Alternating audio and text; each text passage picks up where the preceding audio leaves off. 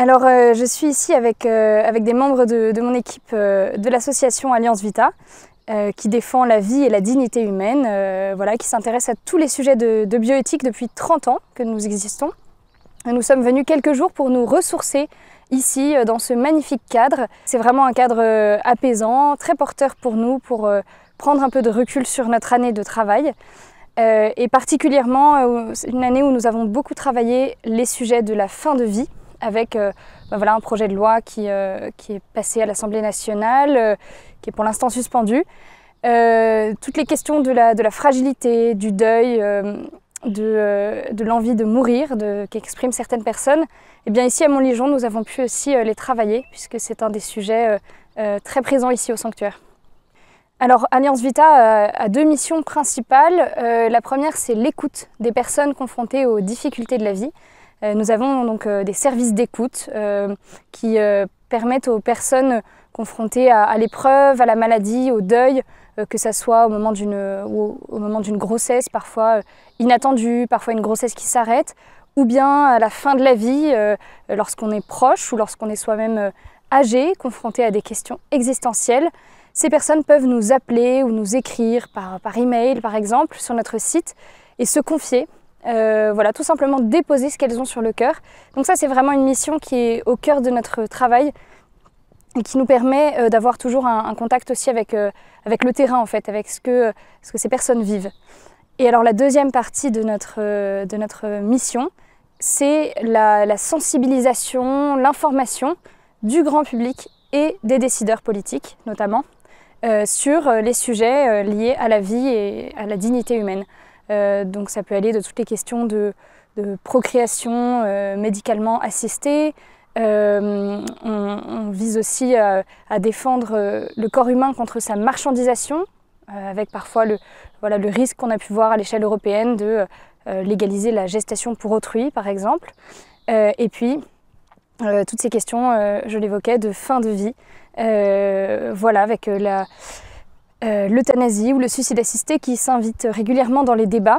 Donc nous, chez Alliance Vita, nous défendons les soins palliatifs, l'accompagnement de la vie jusqu'au bout, contre la tentation de l'euthanasie, du suicide assisté ou, au contraire, d'un acharnement thérapeutique déraisonnable. Voilà, donc ça c'est vraiment des grandes missions auxquelles s'ajoute un travail de formation que nous faisons pour le grand public.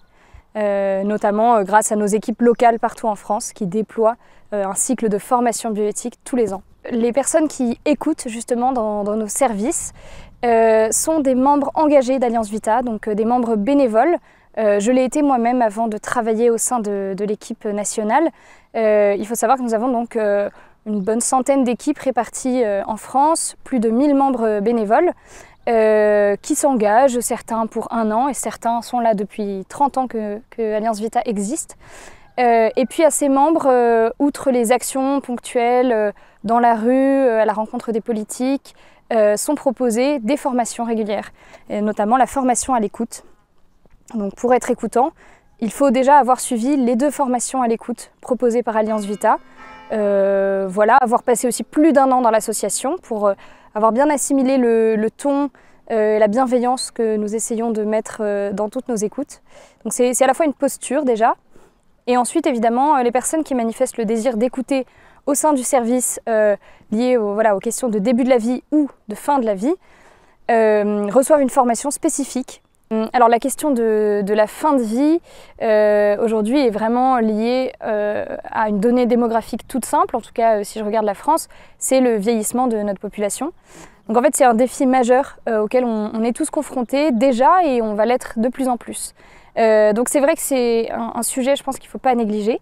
Et je vois effectivement un risque qu'on a pu déjà pointer avec Alliance Vita lors des premiers débats donc, qui ont eu lieu sur un projet de loi fin de vie proposé par le gouvernement. Le risque en fait de catégoriser certaines personnes par leur grand âge, leur maladie, leur handicap, leur dépendance, de les catégoriser comme éligibles à l'euthanasie ou au suicide assisté. En fait, on a le risque énorme de donner un message à ces personnes qui serait tu n'es plus utile à la société, tu es un fardeau, tu coûtes cher, tu ferais mieux de partir et éventuellement de faire le choix toi-même de partir pour nous libérer, nous les plus jeunes, les bien portants. Nous évidemment on voit ça comme un danger en fait pour la société tout entière. Évidemment c'est une rupture de solidarité, c'est l'exclusion des plus fragiles, de ceux qui ont le plus besoin d'être protégés.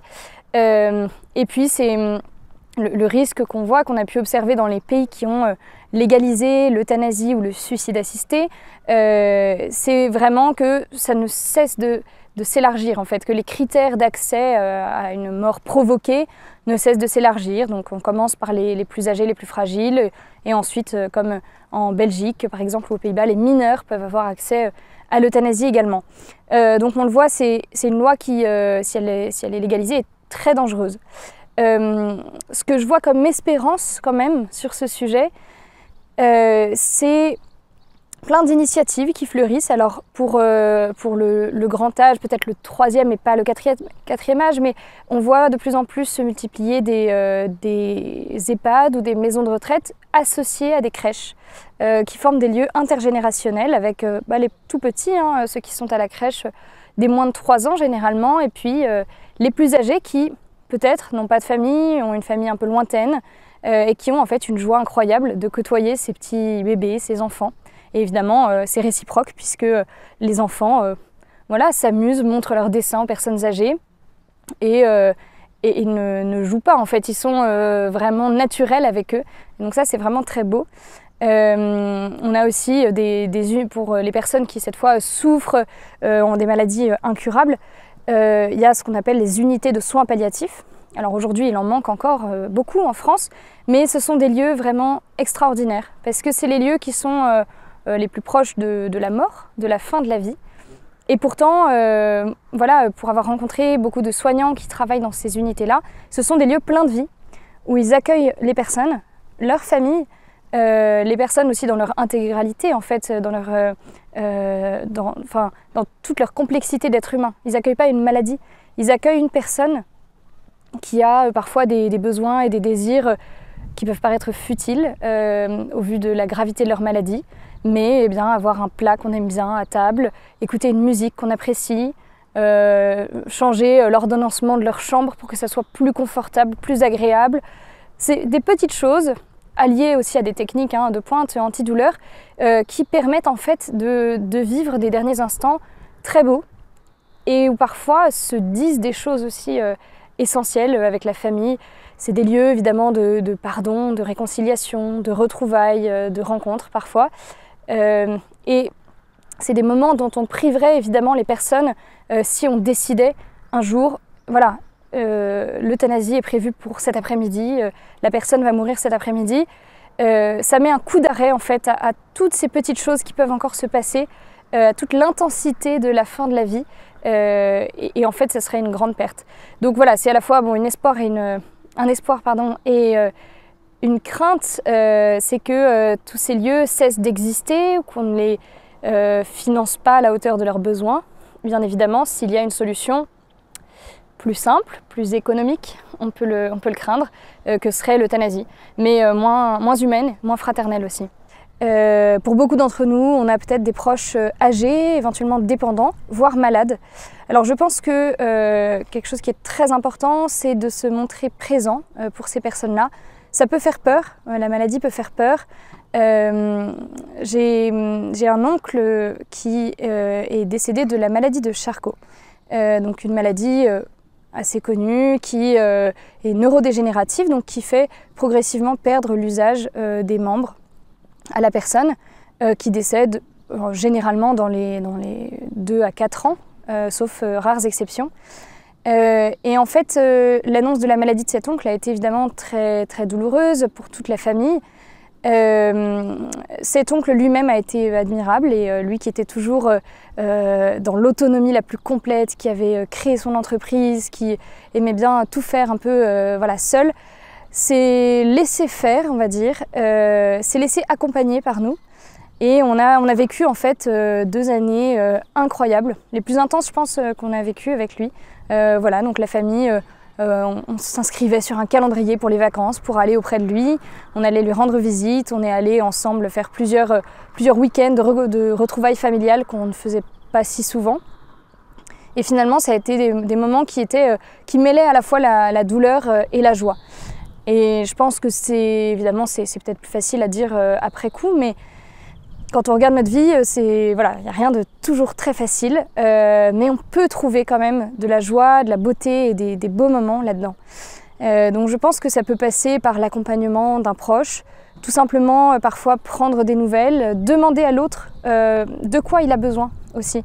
On peut s'imaginer plein de choses à la place de la personne malade ou âgée, mais en fait c'est elle qui a la réponse. C'est elle qui va nous dire, mais en fait, moi ça me fait du mal de voir des gens qui courent parce que je ne peux plus courir, ou au contraire, j'ai besoin d'avoir de la vie autour de moi parce que ça me remplit de bonheur, je ne peux plus marcher, mais voilà, je vois ces personnes où je suis heureuse de parler, je suis heureuse d'avoir des nouvelles.